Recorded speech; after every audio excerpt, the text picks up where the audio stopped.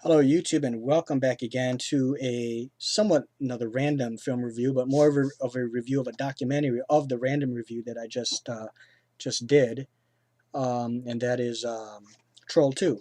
This is a documentary that I really feel should have been included, but that's okay. That's fine, and I kind of like this green cover, or this green case here of it.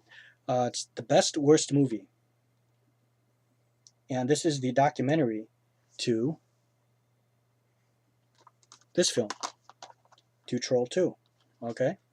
So these two go together. If you're going to get this, you damn well better get this. Okay? These two complement each other very, very well. Okay, but yeah. So this is about this and about some of the characters involved, the actors, and how life uh, how life is now for them after. Uh, this has got to be one of the absolute best documentaries that I have seen. Now, I will admit to you, I haven't seen a whole hell of a lot. Not like some connoisseurs such as, like Aaron Penn and TJ Pyramid and some of the other folks out there. But, I have seen quite a bunch of them. Okay, just not as much as them. They put me to shame with the amount of stuff that they've seen. But this is one of the best I have seen. The best. Okay, best worst movie and one of the best documentaries in my personal opinion. It mostly follows the exploits of George Hardy, the one who played the father in Troll 2, and it basically starts off his what his everyday life is, how he makes his energy drinks with raw eggs and various other things that he puts in there. I think he put a hot dog in. No, he didn't. He put a banana and raw eggs and a bunch of other shit in there, and he blended it together and drinks it. He's a dentist, and Claudio was the one who directed Troll 2, by the way, and it talks about him, and the guy is Italian. But so it also goes through let's see here. I'm just trying to think. I've never really reviewed a documentary like this, but I know I not direct. I reviewed Terror in the Isles, but this is like kind of different. How am I gonna go about this? Just basically it follows the adventures of George Hardy, goes through his talks to his, we get to see who, his parents, and what what how they think of him as an actor. And it's kind of funny. I think the mother said something like, well, he's no Clark Gable, no Cary Grant or anything like that. um, but and he feels as if he personally makes a better dentist, of course. But it's acting is something that George Hardy always wanted to pursue. We also meet the one who played the mother, and of course Joshua, the uncle, not the uncle, Grandpa Seth, and he didn't age too bad actually. George Hardy, I thought he aged fairly well. And the one, like I said, if you watched my Troll 2 review, I thought that what's her name, the one who played fucking Credence, I thought she aged absolutely fantastically well, gorgeous, and she's got a son. I mean, and an adult son. Who is the one who directed this? Is it going to say, yeah, directed by, yeah, okay, Micah Paul Stevenson. Yeah. Okay, so Stevenson. So the one who played Credence, the Queen of the Goblins, her last name was Stevenson, but I forgot her friggin' first name. Directed by Claudio. Yeah, I don't know. Fuck. How do I forget this shit? Right? Okay. Here we are. Claudio Fragasso, Italian. Doesn't speak a lick of English so much back then, and so the actors were having a hard time trying to do what the director wanted them to do. Basically, it was more like stand here and then do the next thing, do this, and then do that. They're very very quick, and they're just and I think they're kind of mean actually. They kind of like boss you around and treat you like shit really. So yeah, and it's kind of funny because Claudio, and I think it's his wife who was the writer as well. Does it say her name?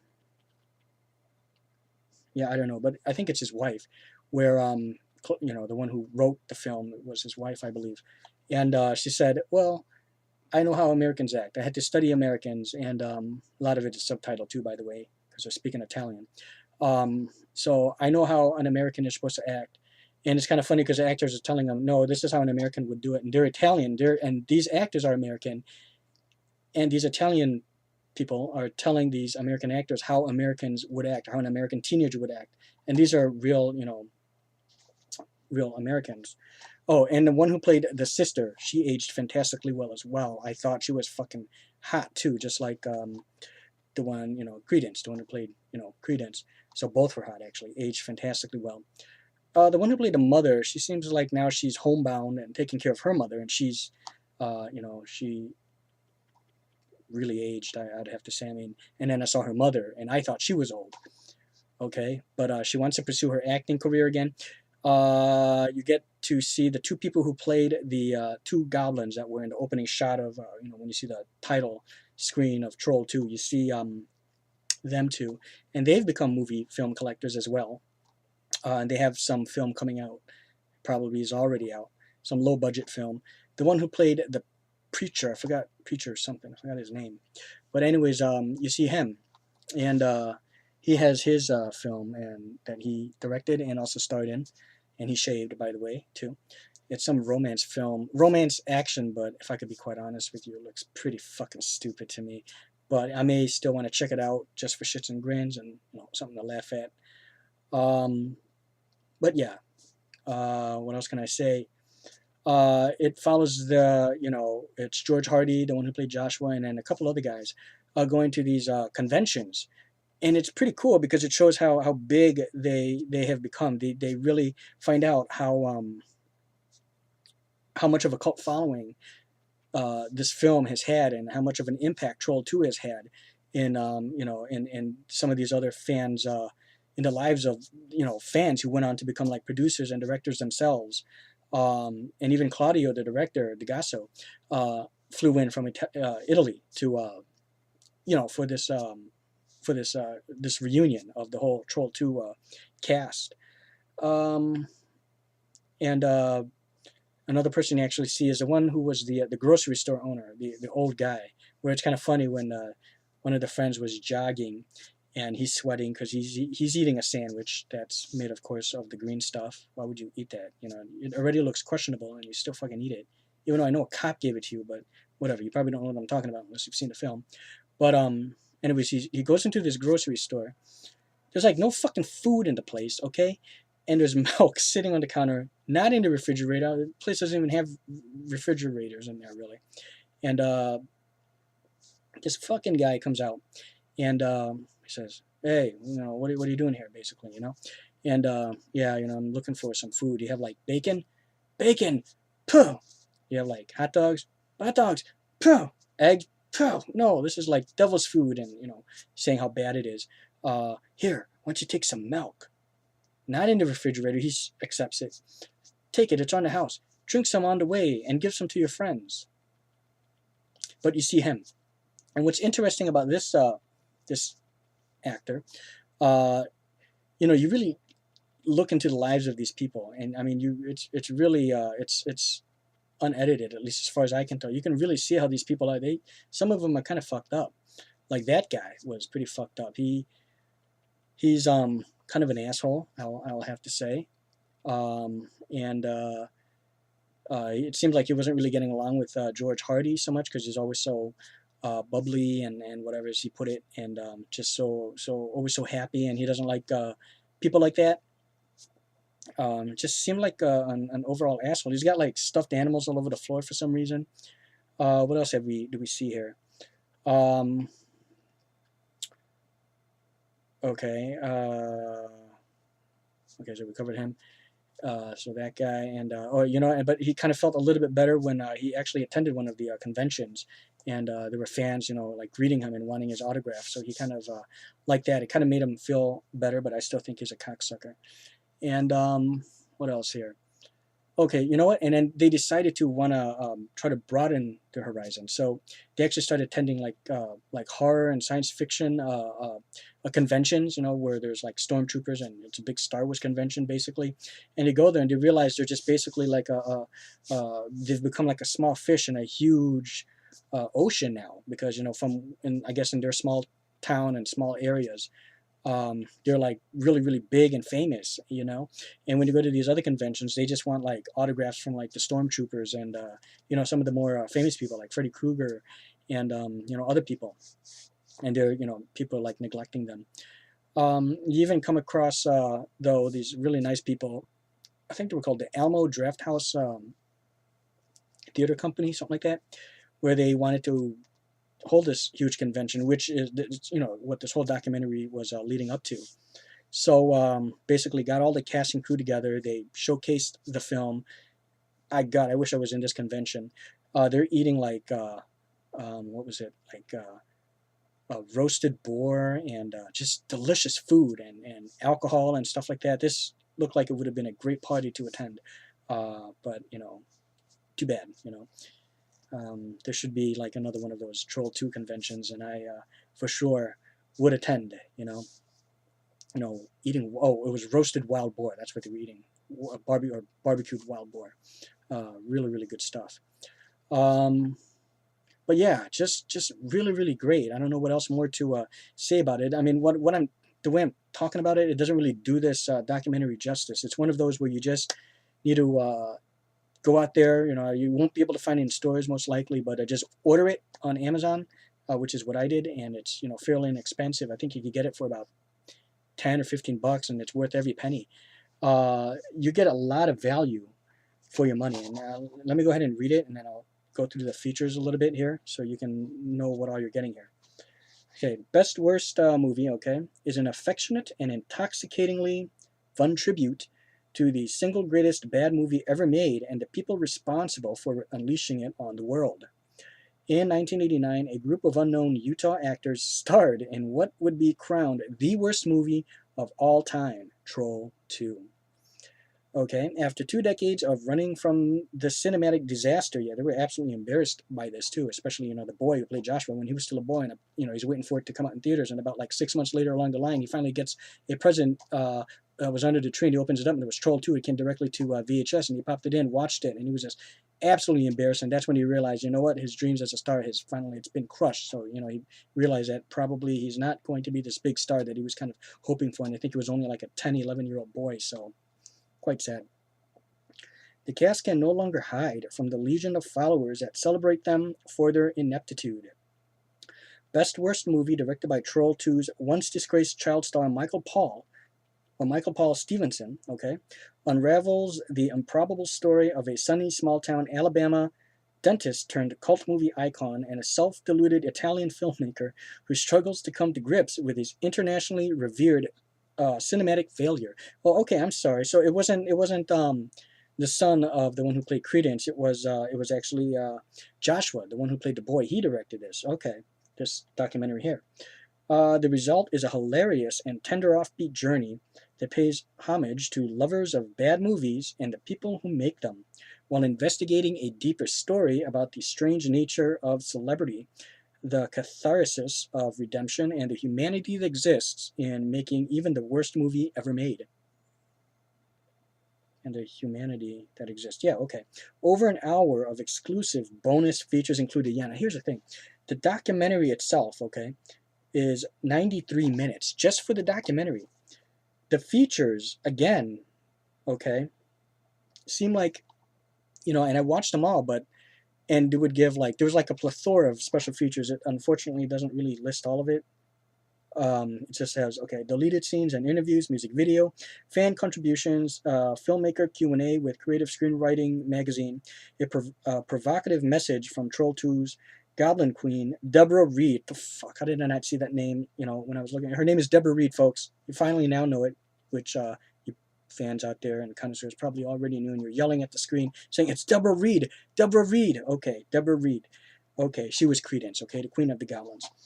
But what's great is there had to have been maybe about, it looked like 10 or 15 bullet points of different, you know, special features, and it gives you in parentheses how long it is. Anything ranging from like, look like 5 minutes all the way up to like 12 minutes long. So you're getting like another, okay, I would have to say about an hour's worth more of more bonus content, okay, with on top of the already, you know, 93-minute long documentary, core documentary itself, and then the special features is like another documentary unto itself. So this is what I'm talking about when you're getting like great value. Okay, you're getting like great value for your spending dollar on this, because it's really just a very, very well put together, lengthy documentary, with special features that add up to being like a documentary unto itself. You know, like a second part to this documentary, because you could just click on the play all and just watch it all. And Deborah Reed gives this very it is a provocative thing that she did, or you know, she's showcasing like her different dresses that she used. Her website, I think it was like Troll2 something, Troll2. Well, she's got her own YouTube channel. So just look up Deborah Reed. I'm pretty sure you can find. I think it has the word Troll2 in her YouTube name. So I'm definitely gonna seek this out right now. Which of course reminds me, I'm gonna do that. I'm gonna subscribe to her. Deborah Reed, if you watch this, subscribe back, yeah? And subscribe to everyone involved in the Horror Globe. And just go to the Horror Globe and you see who all we are. Lola's Basement, TJ Pyramid, Aaron Pin, Night of the Creepy Monster Squad. Okay, I don't... Okay, yeah, sorry. I'm going off on a thing there. But, okay, so this was brought to us by the folks here of Docu-Ram... Okay, yeah, Docu-Rama Films. Trey Passer, of course, subscribed to him. The Sexy Starlet, 00. Okay, okay, sorry. Okay, so anyways, I'm promoting, you know, because, you know, celebrity here has a YouTube channel, so this is fantastic. The story behind the worst movie ever made, Troll2, yeah, fantastic. I just absolutely love the cover of this. Look at this shit. Isn't that beautiful? Look at that. Beautiful comic book art. The back, I like the, you know, the color scheme that they used, how it's like red and with the green. I like how the case itself, the keep case is green. Love that. And the disc is very, very nice. Okay, there we go. Very, very lovely disc art of Joshua there being covered with the green gelatinous liquid coming down his face from his forehead in the dream sequence. Okay, and I don't think I had a chance to show this, but I'll show for Troll 2 the discs here. Very, very lovely. Okay, if you look here, this here is on the this side here. Okay, this side here is the Blu-ray. You can see it, and on this side is the DVD. And I like how it actually has slightly different disc art on them. Isn't that nice? See? Love that. And the cover of Troll 2 is pretty decent as well. Kind of like it, but I actually like the cover on the Best Worst Movie documentary better. And now here's the thing. Picture quality, of course, is fine. Sounds perfect. Now time for the final score, because this is lingering on quite too long. I would have to give Best Worst Movie. This is, remember, I gave Troll 2, I gave that film a 3 out of 5. Get this, folks. I'm going to give Best Worst Movie. I seriously enjoyed this a whole fuck of a lot. And I highly, one of my highest recommendations ever, I recommend you pick this up. I'm going to have to give it, oh, fuck it. I'm going to give it a 5 out of 5, a perfect 5 out of 5 for Best Worst Movie. This is one of those cases where, and I remember Aaron Penn talking about, sometimes the documentaries and special features can surpass the film, and this is one of those cases where, even though it's not included with the Troll 2 Blu-ray disc or DVD or anything like that, where I think it really should have been part of the extra features, special features, but it wasn't, and this is something you have to get by itself. That's okay, that's fine. This is where the special features here way fucking surpass the film. The film's still good, you know, for its, 3 stars out of 5 for its campy fun, but this being one of the best documentaries I have ever seen, and I think you're going to agree, and I think a lot of you folks out there who have already seen it and are quite familiar with this and with Troll 2 agree as well. It truly is, because, I mean, not only, like I said, are you getting that 93-minute documentary, the core documentary, but the special features alone is ready like a documentary unto itself. It's like a part 2 of this documentary. It's just great stuff. And the cover art's great. Nice green cover. Disc art is great. Well worth, your spending dollar for this documentary. Pick them up both, though. You know what I mean? If you're going to pick this up, you may as well throw down the extra cash and pick up Troll 2. I think you could get that still cheap, too, like I think I paid like $10 for it. You can get it for 10, and it's worth every penny. It's one of those films that will, you know, pick you up. You know, it'll get you out of a bad mood or a sad mood, depressed mood, or if you're pissed, angry, whatever, you just watch it, throw it on. It's going to put a smile on your face. It's going to make you happy. You're going to laugh, and you're not going to be pissed or sad anymore. I guarantee that. Trust me on that. Okay, and then same thing with this. This is something where I can just keep on watching. You know what I mean? Maybe not like every single fucking day, but I mean, I could watch it like every so often. You know. But when it comes to something that you want to get yourself out of a bad mood, you just pop in Troll 2, grab a candy bar, grab some beer or something, and just watch it. Okay? So there we go. 5 out of 5 stars for Best Worst Movie Documentary. Highly recommend it. Hope you guys enjoyed this. Thank you, folks, for watching. I'll probably post, you know what, I'm going to post this review here right now, and you know, on the Horror Globe, and I'm going to leave the link to that channel and to that video down in the script below. So go ahead and subscribe to the Globe. You probably thought we were done with that, but no, you know, every now and then we're going to upload something. I might even still upload this on my channel as well. We'll see how that goes. Okay, so thank you folks for watching, and farewell.